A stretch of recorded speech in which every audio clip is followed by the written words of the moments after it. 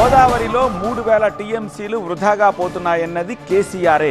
Mahesh Kumar Goud comment. రాయలసీమను రతనాల సీమ చేస్తానన్నది ఎవరు? టీవీ9తో మహేష్ గౌడ్. వీటి కారణంగానే బనకచెర్ల తెరపైకి వచ్చింది. కేసీఆర్ ఉదాసీనత కారణంగానే ఈ పరిస్థితులు వచ్చాయి. మహేష్ కుమార్ గౌడ్.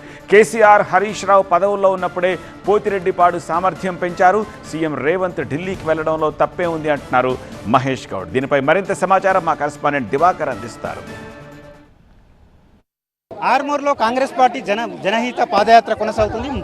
మహేష్ కుమార్ గౌడ్ పిసిసి ప్రెసిడెంట్ మనతో పాటు ఉన్నారు. కేసీఆర్ కదా మాట్లాడింది ఆనాడు 3000 టీఎంసీలు నీరు వృధాగా పోతా ఉన్నాయి, ఇరు రాష్ట్రాలు వాడుకోవాలని. ఆ తర్వాతే కదా 2016 ఎపెక్స్ మీటింగ్లో కేసీఆర్ గారు చంద్రబాబు గారు మాట్లాడినప్పుడు కదా ఈ మాట్లాడినది. రాయలసీమను రత్నాల సీమ చేస్తున్నది ఎవరు? జగన్ ఇంటికి వెళ్ళి కోడి కూర తిని చేపల పులుసు తిని రాయలసీమ రత్నాల సీమ చేస్తే ఆంధ్రను ఆదుకుంటున్నది ఎవరు? ఇవి అన్నారు కాబట్టి ఇవాళ 200 సీట్లు మేము వాడుకుంటే తప్పైందని చంద్రబాబు అడుగుతా ఉన్నాడు. అలసు ఇచ్చింది ఎవరు? కేసీఆర్ కదా.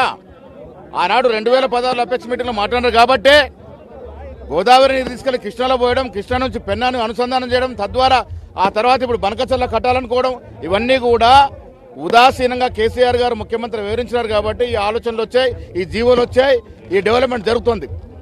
బనకచెర్ల విషయంలో కూడా ఆ రోజు 3000 టీఎంసీలు గోదావరి వృధాగా పోతాయని కేసీఆర్ అనడం వల్ల ఇవాళ 200 టీఎంసీలు మేము వాడుకుంటే తప్పైందని అడుగుతా ఉన్నారు.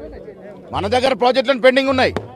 పోతిరెడ్డి హెడ్ రెగ్యులేటర్ యొక్క సామర్థ్యాన్ని పెంచింది ఎవరు? హరీష్ రావు, కేసీఆర్ కదా. 88,000 క్యూసెక్ పెంచినారు కదా. ఆ తప్పిదం ఎవరిది? ఇదంతా కూడా కేసీఆర్, హరీష్ రావు ఉద్దేశాల వల్ల ఈ రాద్ధాంతంతో జరుగుతూ ఉంది. ఢిల్లీకి తప్పకుండా పోతామండి. కేంద్ర ప్రభుత్వం, రాష్ట్ర ప్రభుత్వం అనుసంధానంగా నడవాలా. కేంద్రం వచ్చే ప్రాజెక్టుల కోసం ఢిల్లీ పోతాం. మా అధినాయకత్వం ఢిల్లీలో ఉంది, పోతాం, తప్పేముంది. గత పాలకుల వల్లనే బనకచెర్ల తెరపైకి వచ్చిందని చెప్పి మహేష్ కుమార్ గౌడ్ అంటున్నారు. కెమెరా పర్సన్ అరవింద్తో దివాకర్, టీవీ9 నిజామాబాద్ నుంచి.